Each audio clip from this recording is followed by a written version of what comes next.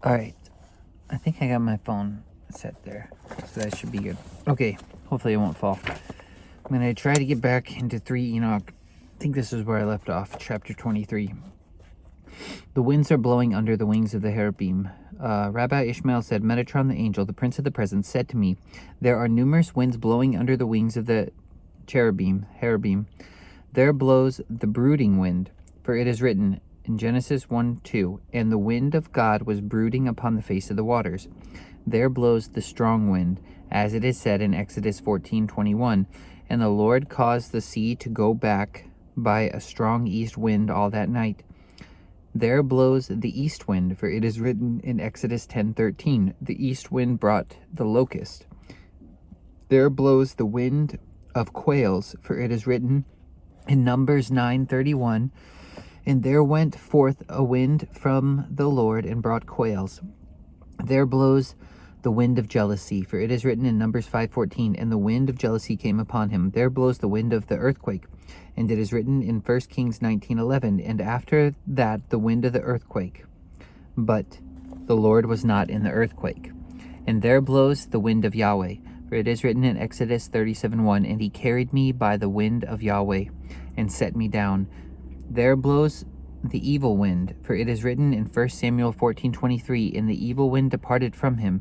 There blows the wind of wisdom, and the wind of understanding, and the wind of knowledge, and the wind of the fear of the Lord. For it is written in Isaiah 11:2, and the wind of Yahweh shall rest upon him. The wind of wisdom and understanding, the wind of counsel and might, and the wind of knowledge, and the fear of Yahweh. There blows the wind of rain, for it is written in Proverbs 25:23, the north wind brings forth rain. There blows the wind of lightning, for it is written in Jeremiah 10:13, he makes lightning for the rain and brings forth the wind out of his storehouses. There blows the wind which breaks the rocks, for it is written in 1 Kings 19:11, the Lord passed by, and a great and strong wind rent the mountains and break in pieces the rocks before the Lord. There blows the wind of osagement of the sea, for it is written in Genesis 7:1, and God made a wind to pass over the earth, and the waters assuaged. There blows the wind of wrath, for it is written in Job 1:19, and behold, there came a great wind from the wilderness and smote the four corners of the house, and it fell. There blows the wind of storms, for it is written in Psalm 148:8, the wind of the storm fulfilling his word. And Satan is standing among these winds, for the winds of the storm is nothing else but Satan. And all these winds do not blow but under the wings of the cherubim, for it is written in Psalm 18:11, and he rode upon a cherub and flew. Yes, he flew with speed upon the wings of the wind. And where do all these winds go? The scripture teaches us that they go out from under the wings of the cherubim and descend on the globe of the sun, for it is written in Ecclesiastes 1:6, the wind goes toward the south and turns around to the north. It turns around over and over in its course, and the wind returns again to its route. And from the orb of the sun they return and go down onto the rivers and the seas, then up on the mountains and up on the hills. For it is written in Amos 4:12-13, for lo, he that forms the mountains and creates the wind. And from the mountains and the hills they return and go down again to the seas and the rivers. And from the seas and the rivers they return and go up to the cities and provinces. And from the cities and provinces they return and go down into the garden. And from the garden they return and descend to Eden. For it is written, walking in the garden in the wind of the day. In the middle of the garden they come together and blow from one side to the other. In the garden they are perfumed with spices from the garden in its most remote parts, until the winds again separate from each other. Filled with the odor of the pure spices, the wind brings the aroma from the most remote parts of Eden.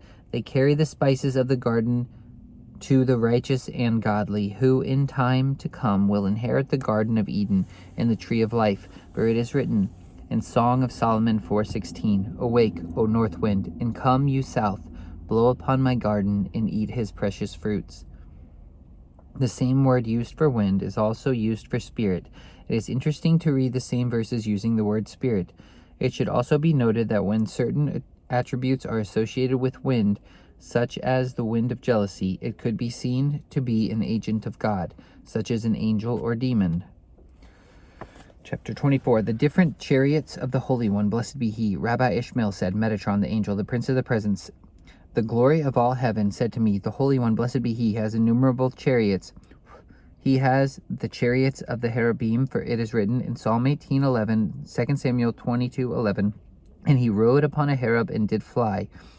He has the chariots of wind, for it is written, and he flew swiftly upon the wings of the wind. He has the chariots of the swift cloud, for it is written in Isaiah 19:1, behold, the Lord rides upon a swift cloud. He has chariots of clouds, for it is written in Exodus 19:9, lo, I come unto you in a cloud. He has the chariots of the altar, for it is written, I saw the Lord standing upon the altar. He has the chariots of Ribotaim, for it is written in Psalm 68:18, the chariots of God are Ribotaim, thousands of angels. There's a note, Ribotaim, if I'm saying that right, Ribotaim appear to be used as the chariot and are a type of cherub. He has the chariots of the tent, for it is written in Deuteronomy 31:15, and the Lord appeared in the tent in a pillar of cloud. He has the chariots of the tabernacle, for it is written in Leviticus 1:1, and the Lord spoke unto him out of the tabernacle. He has the chariots of the mercy seat, for it is written in Numbers 7:89. Then he heard the voice speaking unto him from upon the mercy seat. He has the chariots of sapphire, for it is written in Exodus 24:10, and there was under his feet a paved street of sapphires. He has the chariots of eagles, for it is written in Exodus 19:4, I bear you on eagle's wings. It is not eagles that are not meant here, but they that fly as swiftly as eagles. He has the chariots of a shout, for it is written, God is gone up with a shout. He has the chariots of Arabot, the highest heaven, for it is written in Psalm 68:5, praise him that ride upon the Arabot. He has the chariots of thick clouds, for it is written in Psalm 106:3, who makes the thick clouds his chariot. He has the chariots of the Hayot, for it is written in Ezekiel 1:14, and the Hayot ran and returned. It's Chayot. I guess that's how you say it. Hayot. They run by permission and return by permission, for Shekinah is above their heads, and he has the chariots of wheels, Galgalim, for it is written in Ezekiel 10:2, and he said, go in between the whirling wheels, and he has the chariots of swift cherub, for it is written, riding on a swift cherub. And at the time when he rides on a swift cherub, as he sets one of his feet upon his back, and before he sets the other foot upon his back, he looks through 18,000 worlds at one glance. And he perceives and understands and sees into them all, and knows that what is in all of them. And then he sets down the other foot upon the cherub, for it is written in Ezekiel 48:35, round about 18,000. How do we know that he looks through every one of them every day? It is written in Psalm 14:2, he looked down from heaven upon the children of men to see if there were any that understand, that seek after God. He has the chariots of the Ophanim, for it is written in Ezekiel 10:12, and the Ophanim were full of eyes round about. He has the chariots of his holy throne, for it is written in Psalm 67:8, God sits upon his holy throne. He has the chariots of the throne of Yah, for it is written in Exodus 17:16, because the hand is lifted up upon the throne of Yah. He has the chariots of the throne of judgment, for it is written in Isaiah 5:16, but the Lord of hosts shall be exalted in judgment. He has the chariots of the throne of glory, for it is written in Jeremiah 17:12, the throne of glory, set on high from the beginning, is the place of our sanctuary. He has the chariots of the high and exalted throne, for it is written in Isaiah 6:1, I saw the Lord sitting upon a high and exalted throne. Chapter 25. Aphaniel, the prince of the Ophanim, and a description of the Ophanim. Rabbi Ishmael said to Metatron, the angel, the prince of the presence, said to me, Above these there is one great prince, highly honored, fit to rule, fearful, ancient, and powerful. Aphaniel, Yahweh, is his name. He has 16 faces, 4 faces on each side, also 100 wings on each side, and he has 8,466 eyes, corresponding to the days of the year, and 16 on each side. Other sources have it as corresponding to the hours in a year.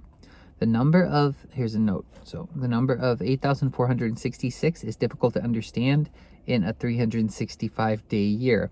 The lunar year was calculated to be 352.5 days at the time of the writings of 3 Enoch, but 8,466 is the number of hours in a lunar year.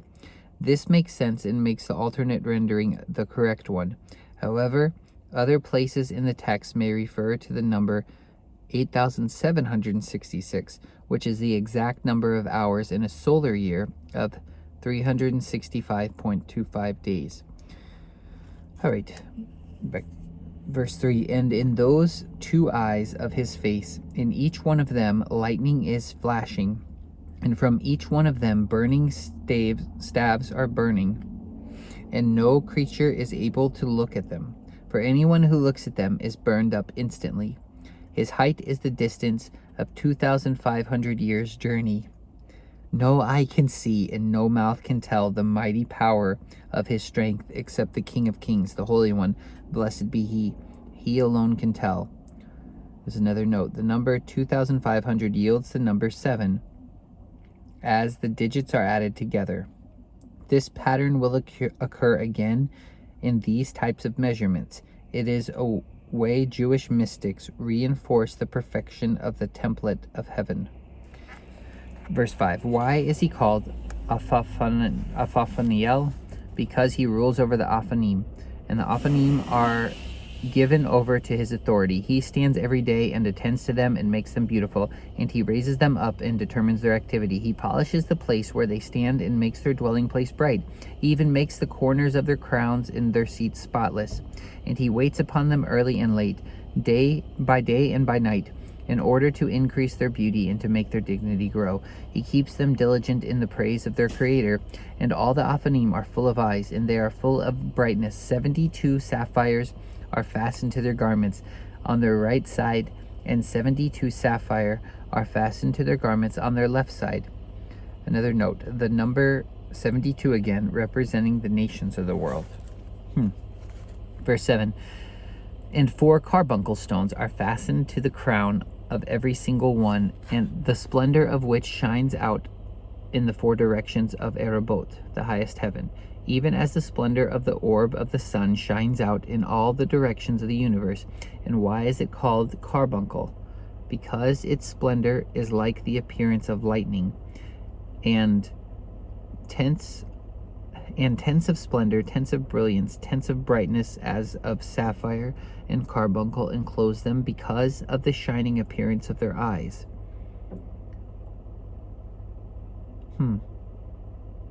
Sorry, I got distracted. It has in parentheses I guess the Hebrew word for carbuncle is baraket, and then the Hebrew word for lightning is barak. So baraket, barak, I guess it's just kind of the etymology or the play on words it's showing there. I don't really know. So here's a note. Carbuncle is an archaic name given to red garnet. The word occurs in 4 places in most English translations of the Bible. Each use originates from the Greek term anthrax, meaning coal, in reference to the color of burning coal. A carbuncle is usually taken to mean a gem, particularly a deep red garnet, which has no facet and is convex. In the same place in the Masoretic text is the Hebrew word nofek.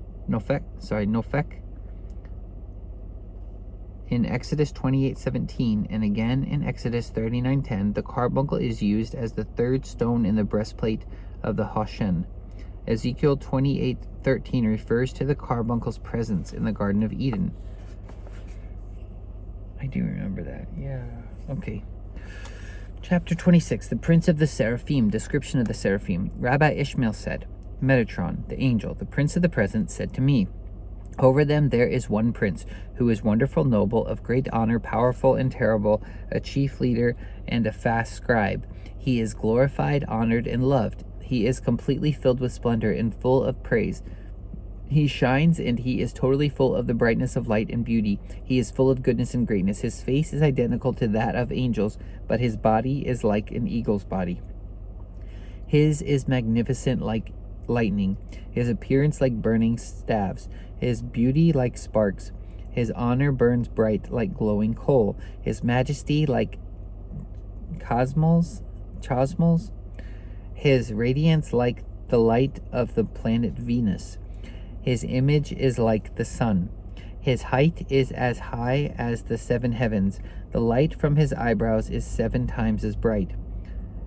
It says chasmal, I guess, is the fiery substance, which makes up the pillars on which the world rests. It is a mysterious substance or entity illuminating the heart of Ezekiel's chariot vision. Midrash Conan designated Hasmal another class of angelic being.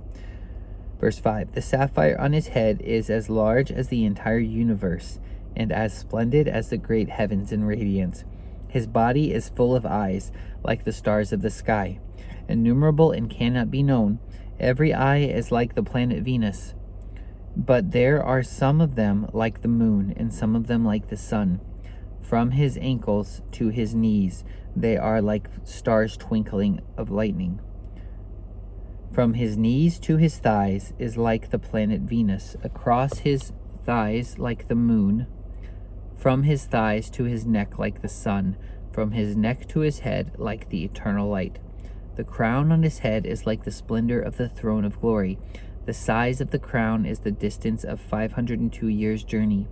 There is no kind of splendor, no kind of brilliance, no kind of radiance, no kind of light in the universe that is not affixed to the crown.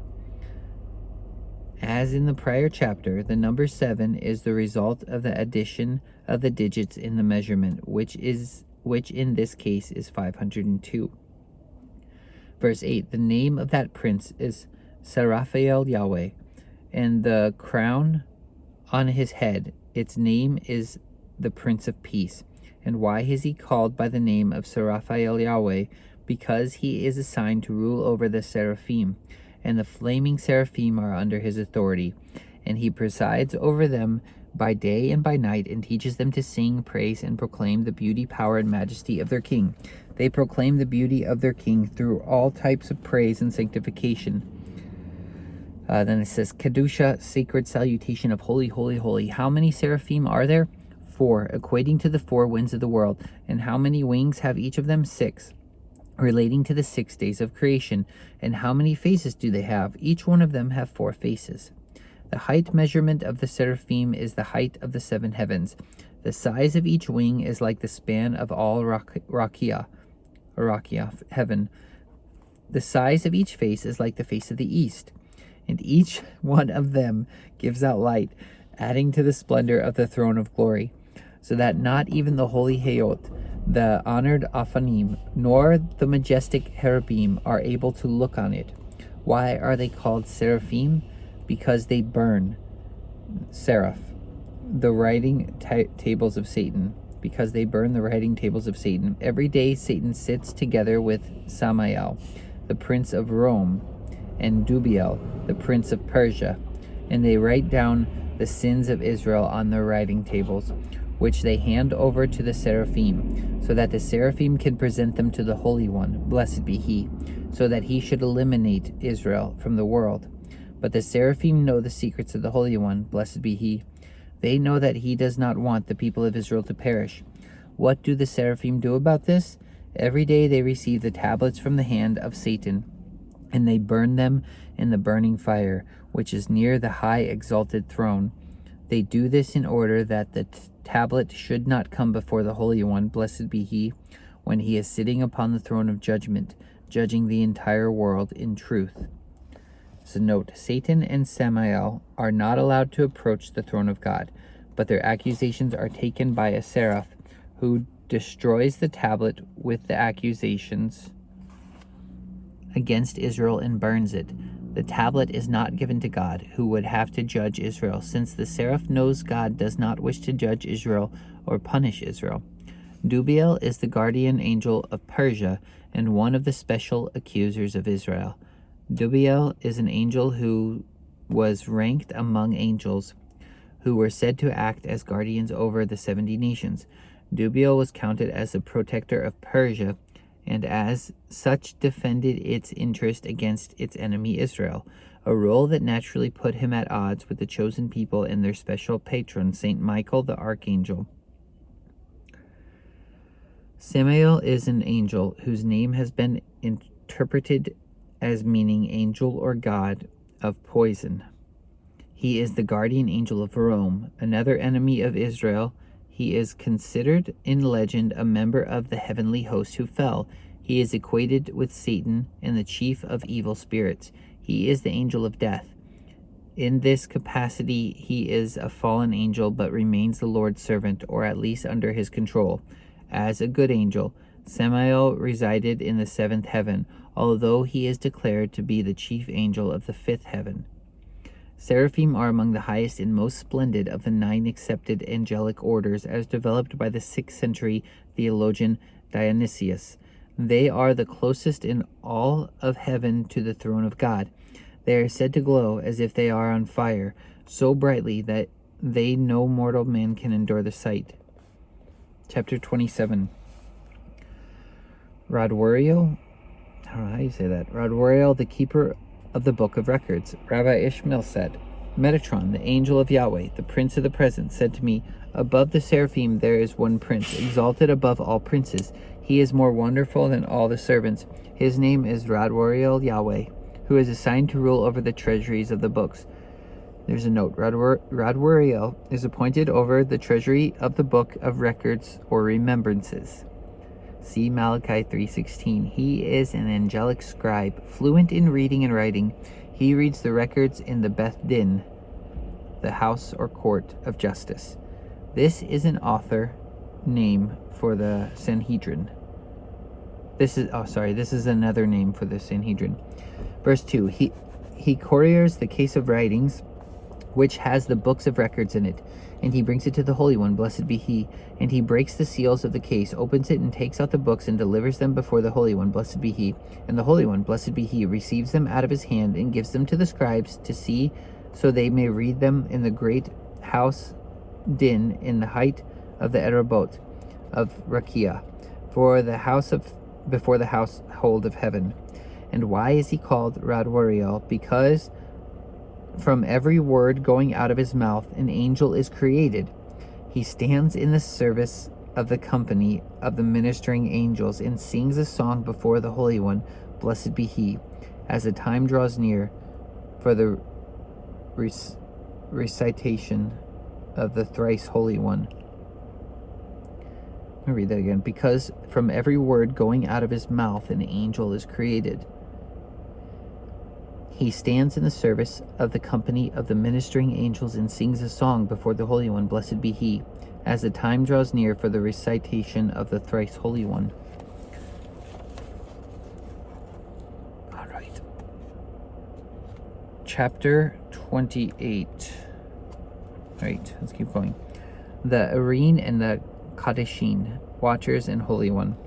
Rabbi Ishmael said, Metatron, the angel, the prince of the present, said to me, above all these there are 4 great princes. Their names are Arene and Kadeshin.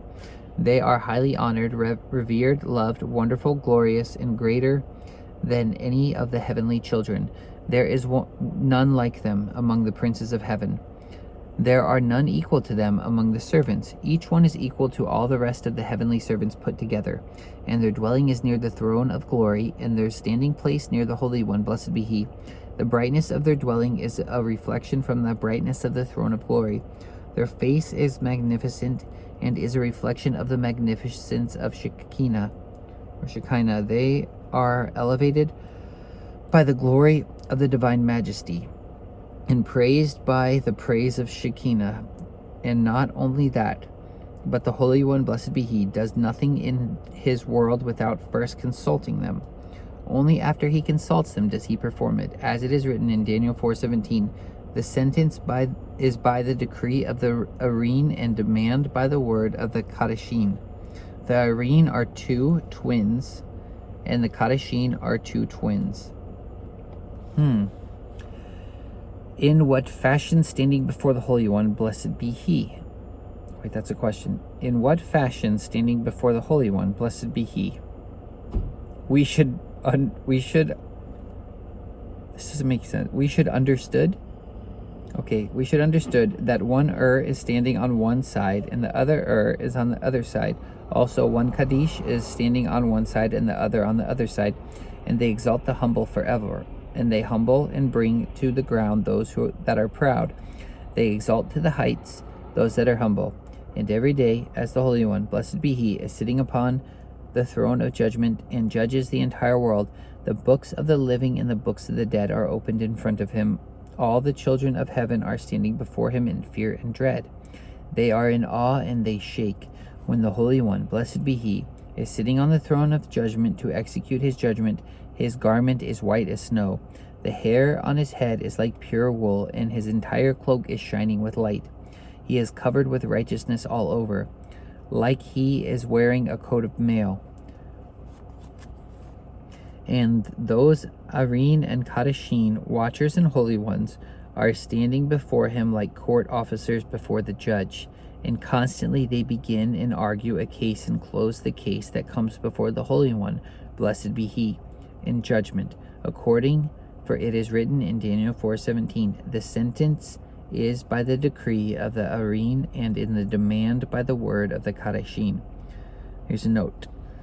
This section explains the function of the Areen and the Kadashim. They are two pairs of angels forming the apex of angelic power.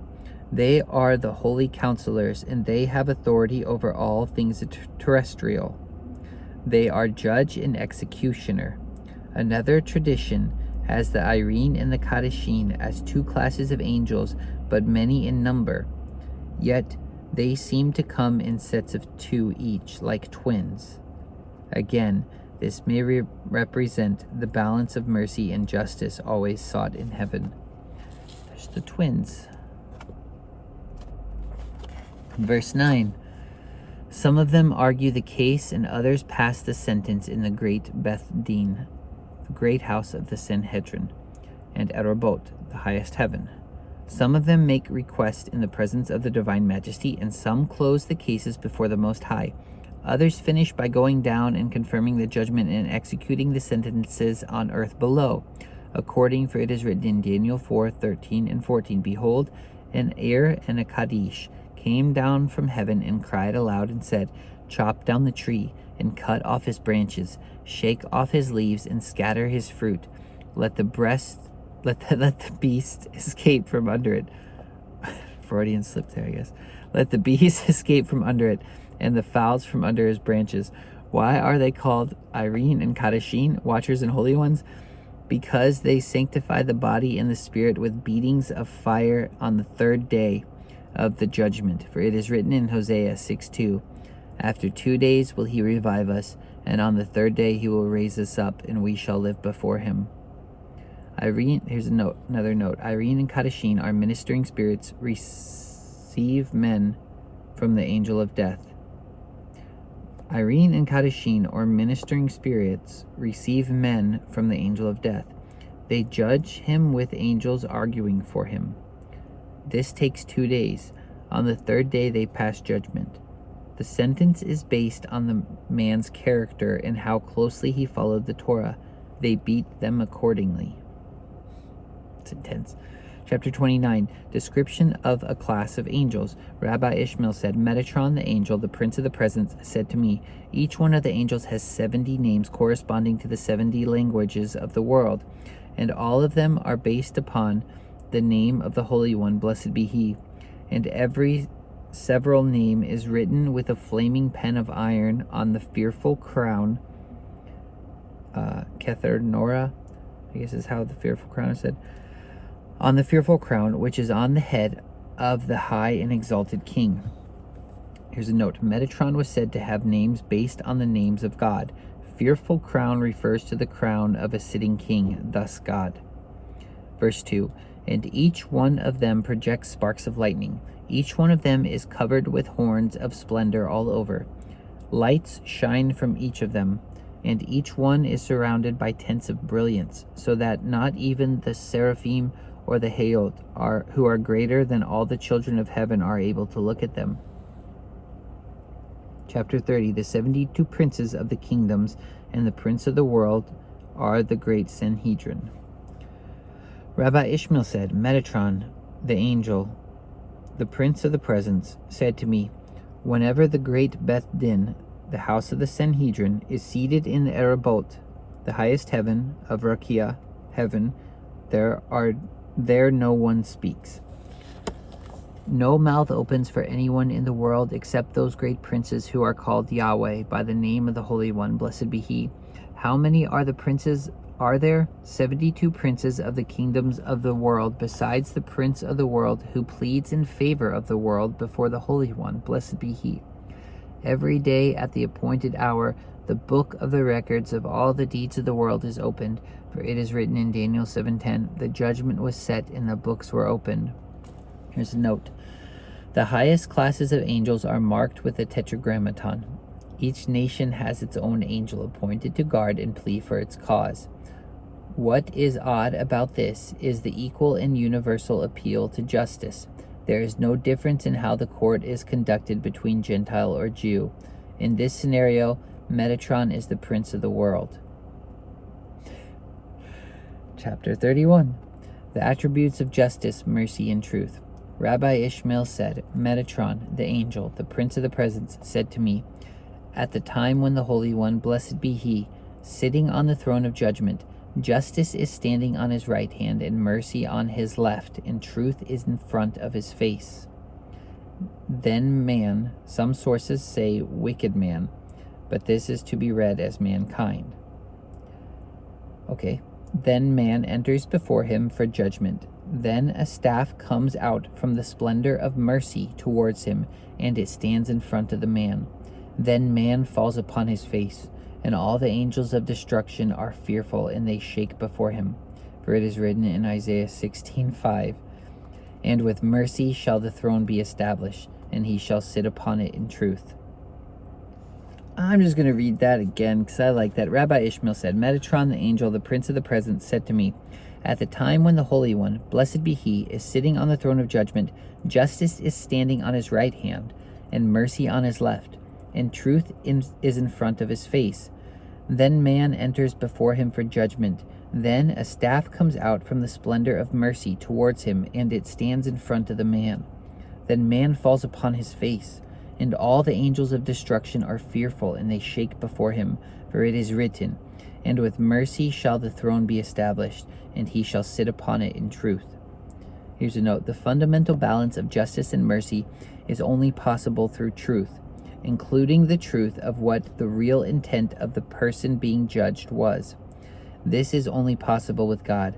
The angels of destruction are there to execute man, but mercy stops them and makes the angels fear.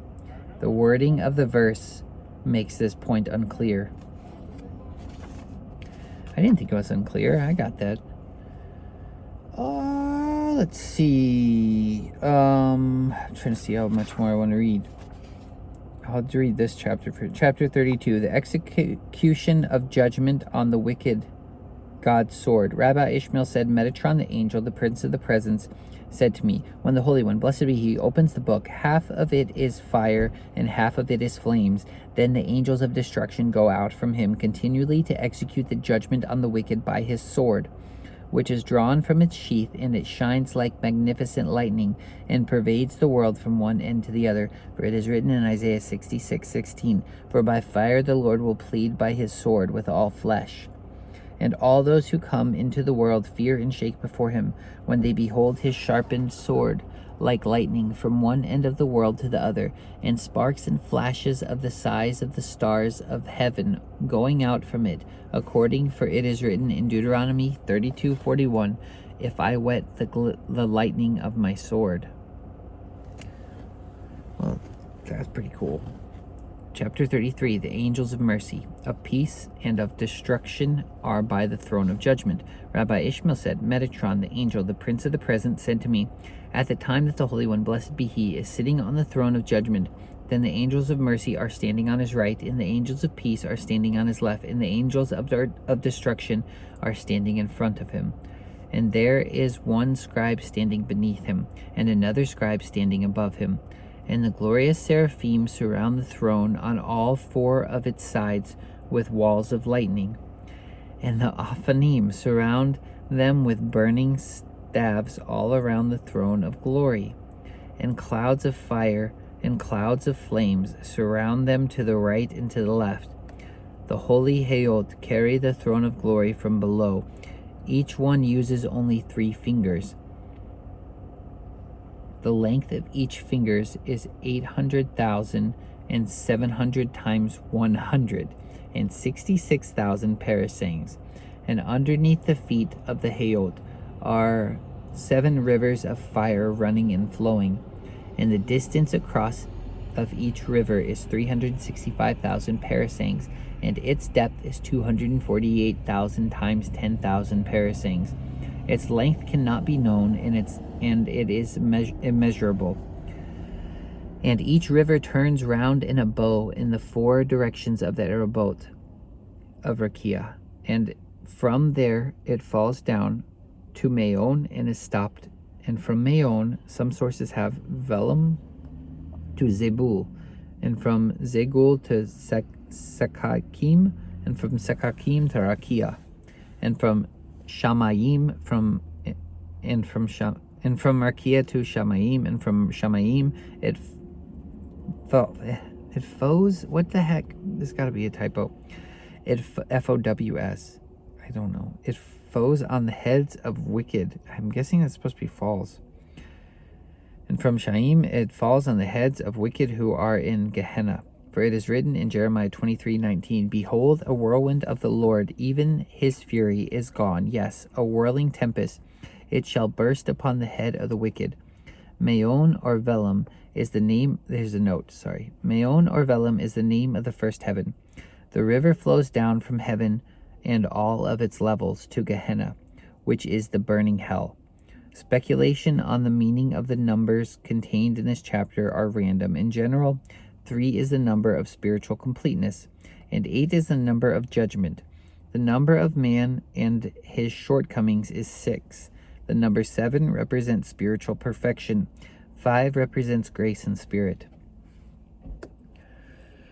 Chapter 34. The different concentric circles around the Hayot consist of fire, water, and hailstones. Rabbi Ishmael said, Metatron, the angel, the prince of the present, said to me, The hoofs of the Hayot are surrounded by 7 clouds of burning coals. The clouds of burning coals are surrounded on the outside by 7 walls of flames. The 7 walls of flames are surrounded on the outside by 7 walls of hailstones. The hailstones are surrounded on the outside by boulders of hail. The boulders of hail are surrounded on the outside by stones of the wings of the tempest. The stones of the wings of the tempest are surrounded by the outside by flames of fire. The chambers of the whirlwind are surrounded on the outside by the fire and the water. Around the fire and the water are those who sing the holy. Around those who sing the holy are those who sing the blessed. Around those who sing the blessed are the bright clouds. The bright clouds are surrounded on the outside by coals of burning juniper wood. There are thousands of camps of fire and 10,000 hosts of flames. And between every camp and every host there is a cloud, so that they cannot be burned by the fire. Here's a note. The stones of hail are made of the 2 opposite substances of fire and ice. This, like the reference to fire and water, represent a balance of forces which, if applied within the spiritual realm, brings blessings. Interesting. Chapter 35. The camps of angels in Arabot, the highest heaven of Rakia, the heaven. Angels performing the Kedusha, the sacred salutation of Holy, Holy, Holy. Rabbi Ishmael said, Metatron, the angel, the prince of the present, said to me, 506.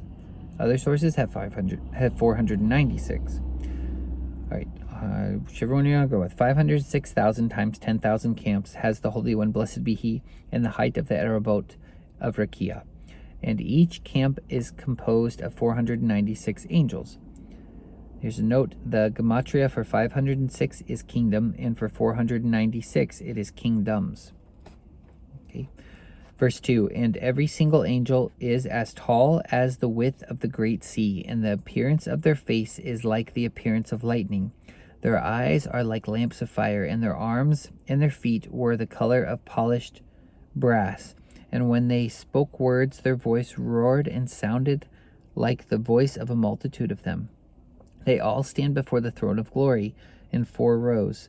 And the prince of the army are standing at the beginning of each row. Some of them sing holy, and others sing the blessed. Some run as messengers, while others stand in attendance. For it is written in Daniel 7:10, thousands of thousands ministered unto him, and 10,000 times 10,000 stood before him.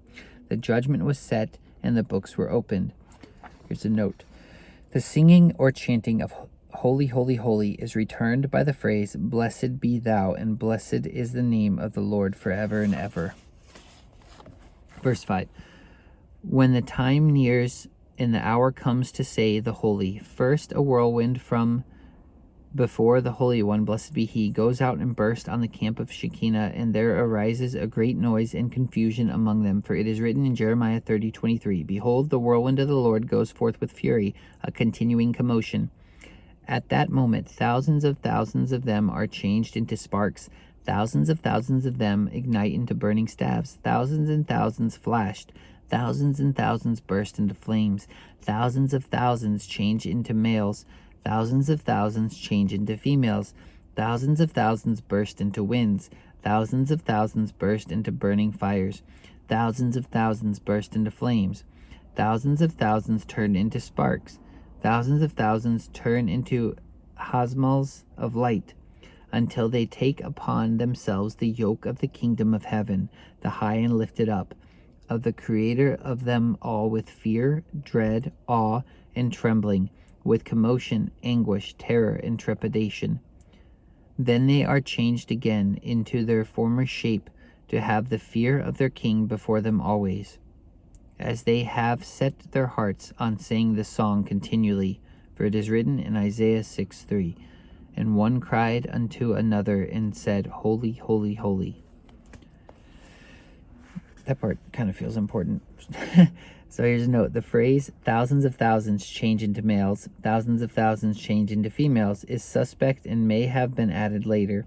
The idea of taking onto oneself the yoke of heaven may refer to the fact that the angels are reciting the holy and blessed discourse, which means they understand and acknowledge the ways of heaven and the place of power of God. Judgment comes accordingly. All right, I'll read this last one, and then I can stop at the next page. All right. Chapter 36, the angels bathe in the river of fire before they recite the song. Ooh, that sounds cool. Rabbi Ishmael said, Metatron, the angel, the prince of the presence, said to me, at the time when the ministering angels desire to sing the song, then Nahar di Nur, the stream of fire, rises with many thousands and 10,000 of angels, of power and strength of fire. The intensity of the radiant fire of the angels flows, and it runs and passes under the throne of glory, between the camps of the ministering angels and the troops of the Erobot. And all the ministering angels first go down into Nahar di Nur, the stream of fire, and they dip themselves in the fire and dip their tongue in their mouth 7 times. 2 Kings 5:14. And after that they go up and put on the garment of Mahak Samal, and cover themselves with cloaks of Cosmo, the zenith of heaven, and stand in 4 rows over near the side of the throne of glory in all the heavens. Here's a note. No meaning for the term Mahak Samal could be found. Well, that's helpful. All right, I'm going to stop there. Chapter 37 is next. So I don't know how many chapters there are. All right, cool.